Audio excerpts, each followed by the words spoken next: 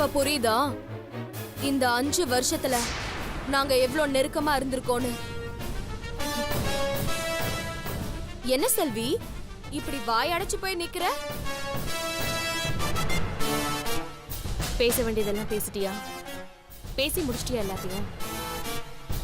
நீ இந்த மாதிரி 1000 ஆதாரம் காட்டினாலும் நான் அதை நம்ப தயாரா இல்ல. சந்தோஷ் எப்படிப்பட்டவன்னு எனக்கு நல்லாவே தெரியும். நீ அவன் மேல பழி சுமத்தி மறுபடியும் எங்களை பிரிக்கணும்னு கனவு கூட காணாத. அவனும் நானும் சேர்ந்து வாழ்ந்ததுக்கு அடையாளமா இவ்ளோ போட்டோஸ காட்டுற, இதையும் நம்ப மாட்டேங்கிற? இந்த மாதிரி உனக்கு எத்தனை போட்டோ வேணும்? நான் உனக்கு ரெடி பண்ணி காட்டவா? இதெல்லாம் பழைய டெக்னிக் மாயா. புதுசா ஏதாவது வேற ட்ரை பண்ணு. என் வாழ்க்கைய தட்டி பறிச்சதும் இல்லாம எனக்கு சரிசமமா நின்னு வாயாடுறியா? யாரோட வாழ்க்கைய யார் தட்டி பறிக்கிறது? மாயா, உன் மேல பரிதாபப்பட்டு சந்தோஷ் கூட நீ வாழ்றதுக்கு ஒரு சந்தர்ப்பம் நான் உனக்கு கொடுத்தேன். அத உனக்கு பயன்படுத்திக்க தெரியல. உனக்கு வாழ தெரியாம சந்தோஷ் சாகுற அளவுக்கு கொண்டு போயிட்ட. இதுக்கு மேல ஏமாறுறதுக்கு நான் ஒன்னும் பழைய செல்வி இல்ல. என் சந்தோஷ் நல்லா இருக்கணும், அதுக்காகவே இனிமே நான் இங்க வாழணும்னு முடிவு பண்ணிருக்கேன். ஓ, நீ அந்த அளவுக்கு வந்துட்டியா? சந்தோஷ் மனசுல எனக்குன்னு எப்பவுமே தனி இடம் இருக்கு. நான் என்னதான் அவனை விட்டு விலகி விலகி போனாலும் அவன் என்னை விடாம தொடர்ந்து பின்னாடியே வரான். நீ எங்கடி விலகி போன? இந்த வீட்டையே தானே சுத்தி சுத்தி வர. போனவ அப்படியே போய் தொலைஞ்சிருந்தா தானே அவன் உன்னை மறந்து தொலைச்சிருப்பான். நீ திரும்பவும் வந்து என் வாழ்க்கைய கெடுக்கிறியே. சந்தோஷ் எனக்குன்னு பொருந்தவன். அவன் எனக்கு மட்டும்தான். அவன் என்ன மனைவியா ஏத்துக்கிட்டு அவன் மனசார வாழ ஆரம்பிச்சுட்டான். இப்ப அவனோட முழு காதலும் அன்பும் என் மேலதான் இருக்கு. நீ வீணா ஏமாந்து போயிடாத. அப்புறம் அந்த ஏமாற்றத்தை உன்னால தாங்க முடியாது. அதான் சொல்றேன், நீ இப்பவே இங்க இருந்து ஓடி போயிடு. இதுதான் உனக்கு கரெக்டான டைம். அவன் ஆபீஸ்ல இருந்து வரதுக்குள்ள நீ இங்க இருந்து கிளம்பிடு. அவன் கிட்ட நான் சொல்லிக்கிறேன், வழக்கம் போல செல்வி ஓடி போயிட்டா அப்படின்னு. நீ கோவிலோ குளமோ காசி யாத்திரை எங்கேயாவது போய் அங்கேயே செட்டில் ஆயிடு. நீ என்னதான் சொன்னாலும் நான் இனிமே சந்தோஷம் விட்டு போக மாட்டேன். நீ எவ்வளவுதான் பொய்ய உண்மை மாதிரி மாத்தி மாத்தி சொன்னாலும் அது என்ன பாதிக்காது. நான் இந்த தடவை முழுக்க முழுக்க சந்தோஷ்காக மட்டும்தான் இங்க வந்திருக்கேன். சந்தோஷம் இனிமே யாருக்காகவும் நான் விட்டு கொடுக்க மாட்டேன். அப்போ நீ இந்த வீட்டை விட்டு போக மாட்ட? நிச்சயமா போக மாட்டேன். நான் உன்னை போக வச்சா? அது உன்னுடைய சாமர்த்தியம். முடிஞ்சா செஞ்சு பாரு. நான் ஏண்டி உன்னை போக வைக்கணும்? சந்தோஷே ஏன் பக்கம் இருக்கான். என்னது? சந்தோஷ் உன் பக்கம் இருக்கானா? முடிஞ்சா முயற்சி பண்ணி பாரு மாயா. சந்தோஷ் ஒன்னும் சாவி கொடுத்தா ஆடுற பொம்மை கிடையாது. நான் திரும்ப வருவேன்ற நம்பிக்கையில தான் சந்தோஷ் இத்தனை நாளா காத்துக்கிட்டு இருந்தான். 5 வருஷத்துல ஒரு நாள் கூட அவன் உன் கூட வாழல. என்ன தேடிதான் அலைஞ்சுக்கிட்டு இருந்தான். இப்பவும் அவன் மனசுல நான் மட்டும்தான் இருக்கேன். அதை என்னால உறுதியா சொல்ல முடியும். தேவையில்லாம என்கிட்ட மோதாத மாயா, அப்புறம் வேற மாதிரி ஆயிடும். ஏய், என்ன வேற மாதிரி ஆயிடும்? இப்ப நீ வாழ்ந்துட்டு இருக்க வாழ்க்கையும் உனக்கு இல்லாம போயிடும். என்னடி மிரட்டுறியா? நான் மிரட்டல மாயா, நான் உண்மையதான் சொல்றேன். இங்க பார், என் சந்தோஷ தக்க வச்சுக்க நான் என்ன வேணாலும் செய்வேன். அதையும் பாத்துருவோம். சந்தோஷ் ஏன் கூட வாழ்றானா இல்ல உன் கூட வாழ்றானான்னு. என்ன சவால் விடுறியா? ஆமாடி, சவால் தான் விடுறேன். சந்தோஷ் உனக்கா எனக்கான பாத்துருவோம். சவாலுக்கு நான் ரெடி. ஆனா ஒரு கண்டிஷன். என்ன? இந்த சவால் எனக்கும் உனக்கும் தவிர வேற யாருக்குமே தெரியக்கூடாது. முக்கியமா சந்தோஷ்க்கு தெரியக்கூடாது. இது சந்தோஷுக்கு தெரிஞ்சா அது எனக்கு தான் அசிங்கம். அவன்கிட்ட நீ உணராம இருந்தா சரி. நான் என்ன வேணாலும் பண்ணி சந்தோஷ என் பக்கம் இழுப்பேன். நீயும் என்ன வேணாலும் பண்ணிக்கோ. சந்தோஷ் யார் பக்கம் சாயிரான் தான் டீல். இந்த டீல் உனக்கு தான் மாயா, எனக்கு இல்ல. ஏன்னா சந்தோஷ் ஏற்கனவே என் பக்கம் தான் இருக்கான். அப்படின்னு நீ பகல் கனவு கண்டுட்டு இருக்க.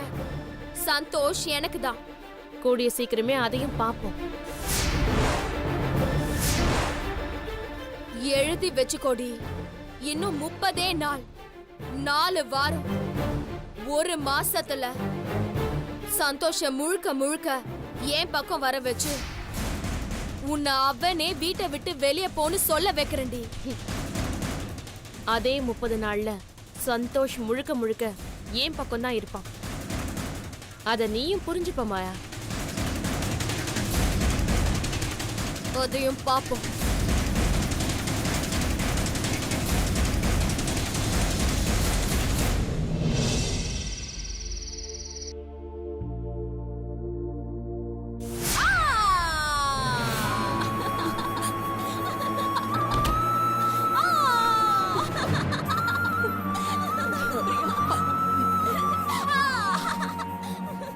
காவியா, நீ பேய மாறிட்ட. இப்ப நானும் பேய மாற போறேன்.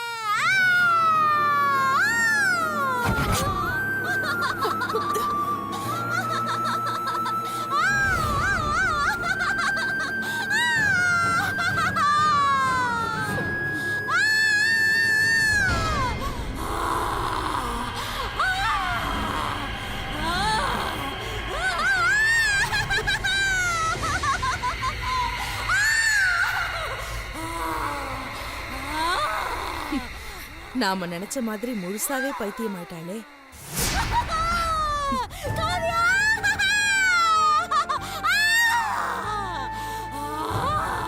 பிரியா, என்னடி இப்படி ஆயிட்ட?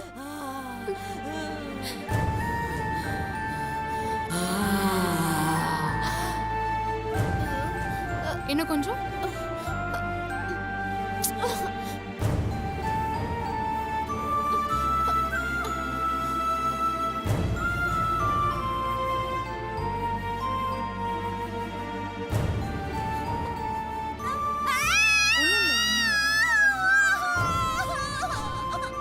Okay okay okay okay okay சரிம்மா, சரி சரி.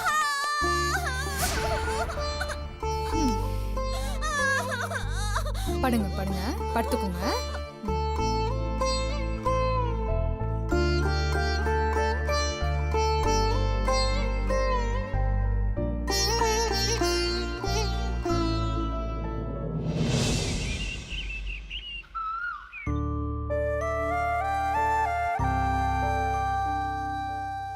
யஷ்வந்த், வாடா விளையாட போலாம். நான் வரல அஞ்சலி.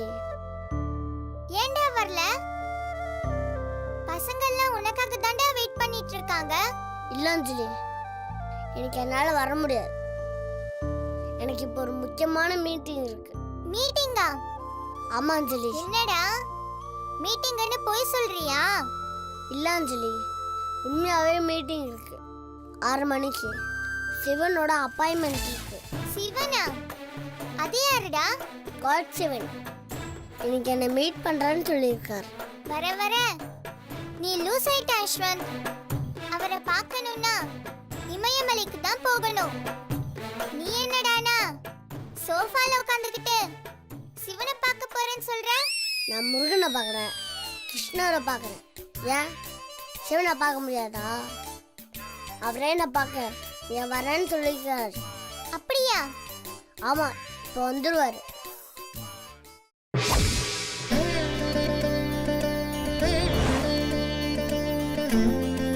வந்துட்டாரு வந்துட்டாரு. வணக்கம் யஷ்வந்த். என் மகன் முருகன் உன்னை பற்றி மிகவும் உயர்வாக கூறியிருக்கிறார். நீ பார்ப்பதற்கு என் மகன் போலவே உள்ளாய். சரி சரி, உன் பிரச்சனை என்னவென்று கூறு. எனக்கு ஒரு பிரச்சனையும் இல்லை சிவபெருமானே. எங்கள் அப்பா, அம்மா, பெரியம்மா எங்கள் 3 பேரும் சண்டை போடாம சந்தோஷமா இருந்தாலே அதுவே எனக்கு போதும். அதுக்கு என்ன வழி என்று சொல்லுங்க சிவபெருமானே. டேய் அஸ்வந்த், என்னடா அவர் தூங்கிட்டாரு? ஏய், அவர் தூங்கல, யோசிக்கிறார். கண்ணை திறந்ததும் ஒரு நல்ல ஐடியாவும் சொல்லுவார். டேய் அஸ்வந்த், நீ வர வர கடவுள் கூடயே டிராவல் பண்றியே. ஊரை போக்க பார்த்தா நீ ஒரு குட்டி தூதுவனா மாறிடுவ போல. அது என்னமோ தெரியல அஞ்சலி, கடவுள் எல்லாருக்குமே என்ன பிடிக்குது. உன் அப்பா அம்மா பெரியம்மா பேரில் நிறைய பாவ கணக்கு இருக்கிறது. அது தீரும் வரை அவர்களுக்குள் இப்படிப்பட்ட பிரச்சனைகள் தான் நடந்து கொண்டு இருக்கும். சரி சரி, அது என்ன கணக்குன்னு சொல்லுங்க. நீ கொஞ்சம் கணக்கு நல்லா போடுவா. இவ்வளோ கணக்கு போட வச்சு அந்த கணக்கை தீர்த்துடலாம். பாலகனே, பாவ கணக்கு என்பது 1 2 3 என்பது கிடையாது. போன ஜென்மத்தில் நாம் செய்த பாவங்கள் அனைத்தும் நமக்கு இந்த ஜென்மத்தில் வினையாக வந்து நிற்கும். அதுதான் உங்கள் பெற்றோருக்கு ஏற்பட்டிருக்க பிரச்சனை. ஓ அப்படியா? அது எப்படி தீர்க்கணும்னு சொல்லுங்க. பூஜை, ஆலய வழிபாடுகள், பரிகாரங்கள், சிவ வழிபாடு இவை அனைத்தும் செய்ய வேண்டும்.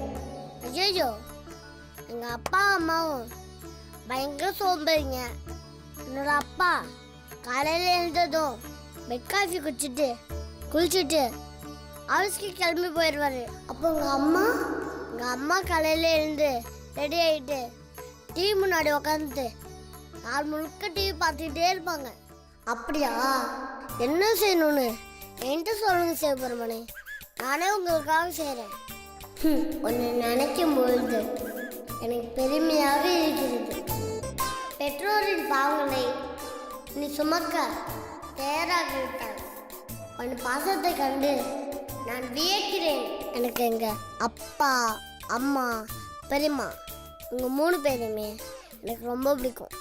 அவங்களுக்காக நான் என்ன செய்யணும்னு சொல்லுங்க. செய்கிறேன். நீயே சிறு பாலகன், முன்னால் நான் சொல்லும் பரிகாரங்களை செய்ய முடியுமா? என்ன இப்படி கேட்டுட்டீங்க? எனக்கு பார்க்கறதுக்கு தான் படியேன்.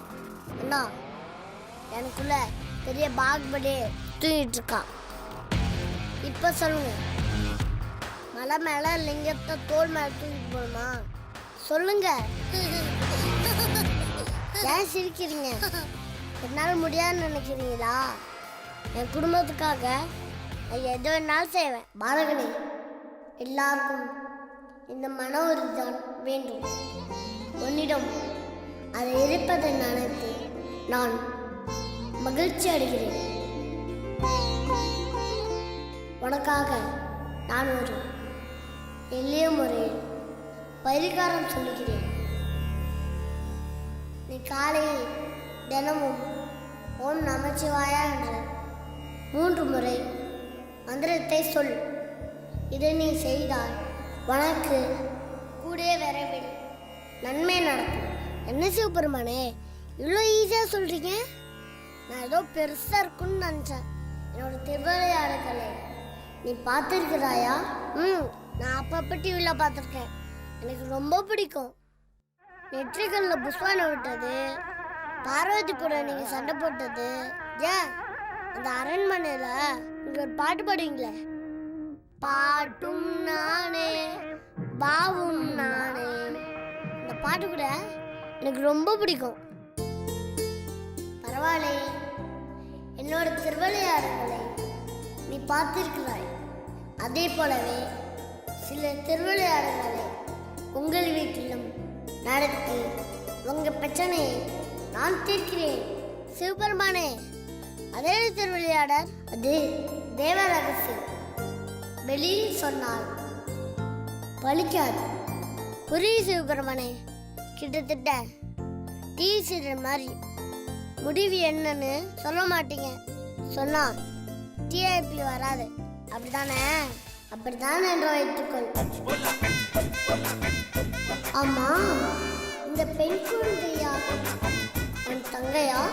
இல்லை சிவபெருமானே, இவ பக்கத்தை விட்டு பொண்ணு, என் ஃப்ரெண்டு அஞ்சலி. அப்படியா? பார்ப்பதற்கு என் மருமகள் வள்ளியை போலவே இருக்கா? ஆமா ஆமா, கொஞ்சம் அப்படியே தான் இருப்பா. உனக்கு ஏதாவது பிரச்சனை இருக்கா பெண்ணே? எனக்கும் பிரச்சனை இருக்கு சிவனே. ஆனா என்னோட ஃப்ரெண்டு அஸ்வந்தோட பிரச்சனையை முதல்ல தீர்த்து வைங்க. அப்புறம் நீங்க ஃப்ரீயா இருக்கும்போது என்னோட வீட்டுக்கு நான் உங்களை கூட்டிட்டு போறேன். குழந்தைகளான உங்களுக்கு எவ்வளோ பெருந்தன்மை. இந்நேரம் நான் இதை பெரியவர்களிடம் கேட்டிருந்தால் எனக்கு இது வேண்டும் அது வேண்டும் என்று பிரச்சனைகளை அடுக்கிக் கொண்டே செல்வார்கள். ஆனால் நீயோ முதலில் உன் நண்பனை பிரச்சனையை தீர்க்க சொல்கிறாய். குழந்தைகளிடம் என்று எவ்வளோ விஷயங்களை கற்றுக்கொள்ள வேண்டும். இதனால்தான் குழந்தையும் தெய்வமும் ஒன்றே என்று சொல்கிறார்கள்.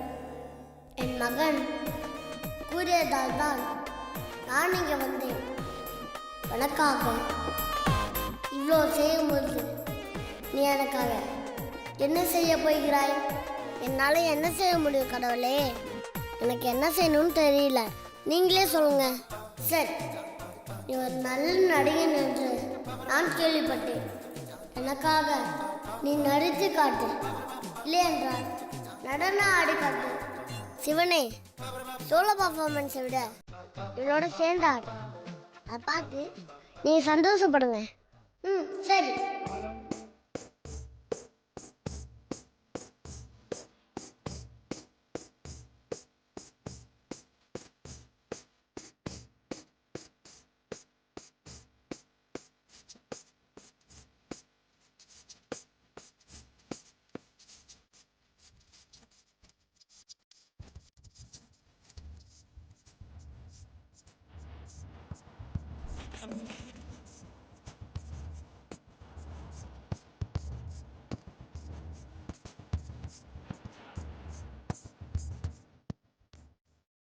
சூப்பர்மானே, ஆனது போதுமா? போதும் போதும். சிறப்பான நடனம், அற்புதமான பாடல், அருமையான வரிகள், சிறந்த இசை எல்லாம் நான் பண்ணது கிடையாது. ஏ ரகுமான் போட்ட மியூசிக். நீ அவருக்கு தான் நன்றி சொல்லணும். சரி, நீ நானும் என் மகன் போலவே வாரம் ஒரு முறை உன்னை வந்து பார்க்கிறேன். உன்னை எனக்கு மிகவும் பிடித்து விட்டது. நான் வருகிறேன் அஸ்வன், நான் வருகிறேன் அஞ்சலி.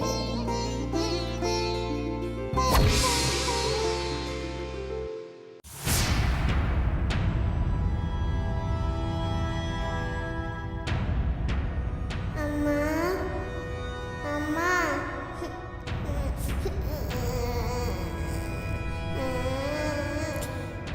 காவியா, காவியா, அழுறியா பாப்பா? என்னாச்சு? ஏன் எழுந்திருச்சிட்டீங்க? பாப்பாக்கு பசிக்குதா? படுத்துக்கோங்க படுத்துக்கோங்க. இவளுக்கு பைத்தியம் குணமாகறதுக்குள்ள நாம நினைச்ச காரியத்தை இவளை வச்சே முடிச்சாகணும்.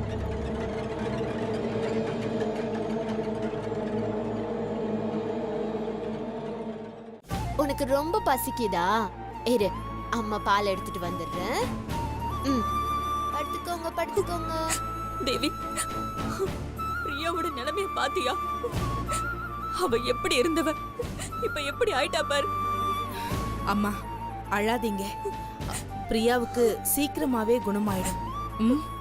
நீங்க அழாதீங்க, கண்ணை தொடச்சுக்கோங்க. பாப்பாக்கு பால் எடுத்துட்டு வரணும், பாப்பாக்கு பால் எடுத்துட்டு வரணும், பாப்பாக்கு பால் எடுத்துட்டு வரணும். பாப்பாக்கு பால் பால் பால்.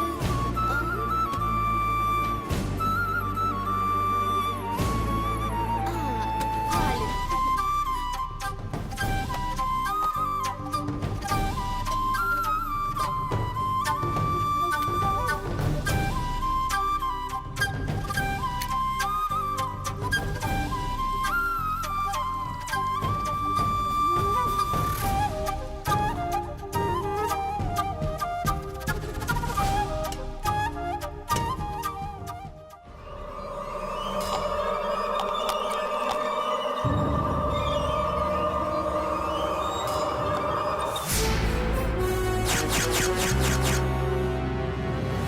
லைட்டரு இங்க தானே இருக்கும், எங்க போச்சு? அம்மா பசிக்குதுமா. ஐயோ, காவியாக்கு ரொம்ப பசிக்குது போல இருக்கே. வரேன் தங்கம், இதோ வரேன்.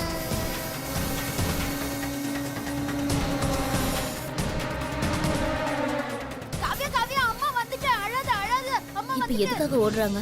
அச்சச்சோ காவிய பாப்பா அம்மாவை கூப்பிட்டீங்களா? உங்களுக்கு ரொம்ப பசிக்குதா? அம்மா பால் காய்ச்சி எடுத்துட்டு வர போனேன்ல, அதுக்குள்ள இப்படி அழுதா எப்படி? அழாதீங்க அழாதீங்க, அழக்கூடாது, அழாதீங்க. அதான் மம்மி வந்துட்டல.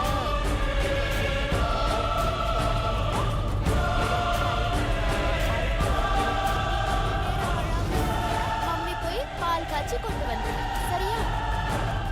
என் தங்கம்ல புச்சுல. காவியா, நீங்க கொஞ்சம் அழாம இருப்பீங்களா? மம்மி ஓடி வந்துருவேனா? பிரியா மம்மி பாவம் இல்ல. அம்மா சொன்னதுல ஞாபகம் இருக்குல்ல, சமத்தா படுத்துக்கணும்.